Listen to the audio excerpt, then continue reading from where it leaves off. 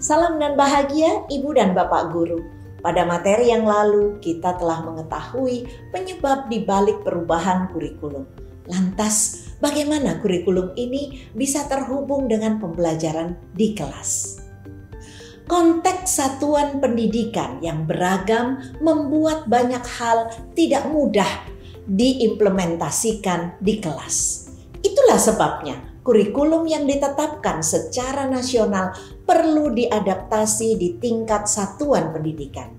Kali ini kita akan belajar bersama tentang mengapa kita perlu melakukan adaptasi terhadap kurikulum.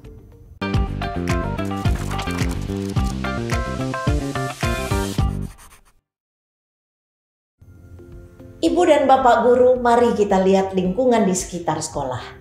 Di mana sekolah kita berada? Apakah di tepi pantai? Apakah di tengah-tengah perkebunan? Apakah di tengah perkotaan yang padat penduduknya? Setahun belakangan, perubahan apa saja yang terjadi di sekitar sekolah? Apakah ada bangunan yang baru didirikan? Apakah ada hal-hal yang mengubah kehidupan guru dan murid di sekolah? Keadaan sekolah dan sekitar kita memang berbeda-beda. Murid kita pun berbeda-beda. Bisa jadi pembelajaran yang paling berhasil untuk masing-masing murid juga tidak sama. Ada perbedaan lingkungan dan ekosistem sekolah. Perubahan juga terus terjadi di sekitar kita. Hal-hal itulah yang menjadi alasan mengapa kurikulum dari pemerintah pusat harus melalui proses adaptasi terlebih dahulu.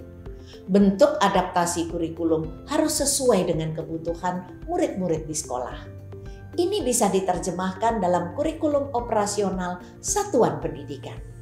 Agar memudahkan, kita singkat saja KOSP. Ibu dan Bapak Guru, yuk kita simak cerita ini.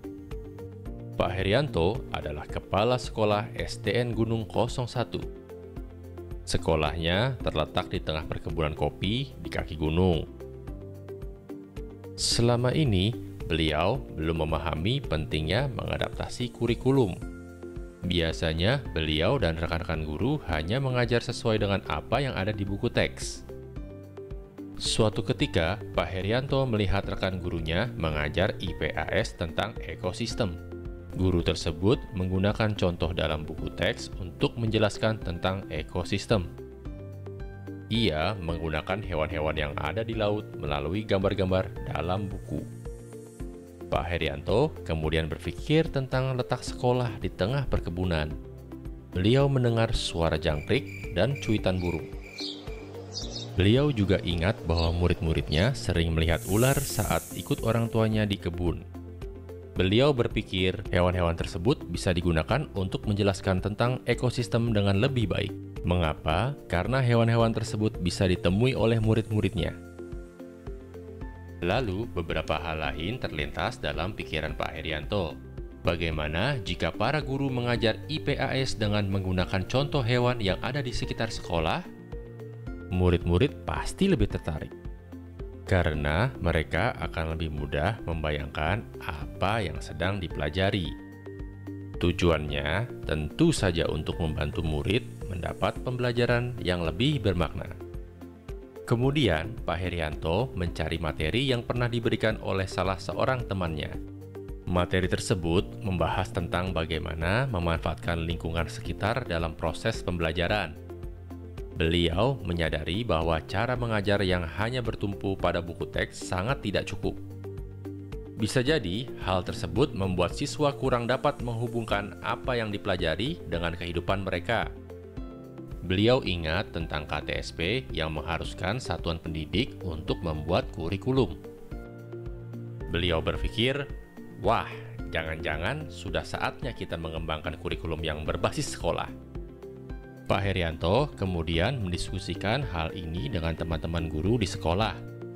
Beliau menyampaikan tentang gagasan untuk membangun kurikulum berbasis sekolah.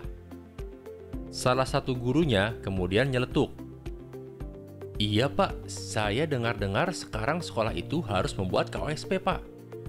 Setelah itu, seluruh pemangku kepentingan SDN Gunung 01 mulai membicarakan pengembangan KOSP. Bersama-sama, mereka memahami secara utuh kerangka dasar kurikulum yang sudah ditetapkan. Ada tujuan pendidikan nasional, profil pelajar Pancasila, struktur kurikulum, prinsip pembelajaran dan asesmen, dan capaian pembelajaran.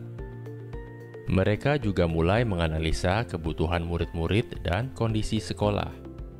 Pak Herianto juga mengintegrasikan visi sekolah ke dalam KOSP. Visi sekolahnya adalah melahirkan murid-murid yang cerdas, berakhlak, bertanggung jawab, dan peduli akan lingkungan. Pak Herianto semakin yakin, seandainya pelajaran IPAS menggunakan pembelajaran yang telah disesuaikan, pasti akan memberi pemahaman yang lebih bermakna bagi para murid. Misalnya, dalam pembelajaran IPAS mengenai ekosistem. Pak Herianto dan rekan-rekan guru akan meminta murid melakukan observasi langsung terhadap hewan yang ada di sekitarnya. Murid-murid juga akan diajarkan tentang bagaimana kaitan kehidupan sehari-hari dengan kelangsungan ekosistem yang harus terus dijaga. Nah, Ibu dan Bapak guru hebat, apa yang dilakukan Pak Herianto dan rekan-rekan gurunya di sekolah adalah melakukan adaptasi kurikulum. Caranya adalah dengan merancang KOSP. Bisa jadi penerjemahan kurikulum tidak hanya dipengaruhi oleh faktor geografis, tetapi juga faktor budaya dan sosiologis. Kurikulum operasional untuk murid-murid di daerah pertanian berbeda dengan kurikulum operasional di daerah pariwisata. KOSP adalah dokumen hidup, sehingga KOSP dapat disesuaikan dengan kebutuhan murid. Tentunya setelah proses refleksi sudah dilakukan oleh seluruh pemangku kepentingan. Ibu dan Bapak guru, ternyata dokumen kurikulum sangat dekat dengan kehidupan kita sehari-hari. Bahkan kita bisa turut mengembangkan dan menyesuaikan demi mencapai tujuan pendidikan. Kita juga bisa memenuhi kebutuhan murid-murid yang memiliki keunikannya masing-masing. Keanekaragaman latar belakang dan kemampuan murid adalah tolak ukur adaptasi KOSP.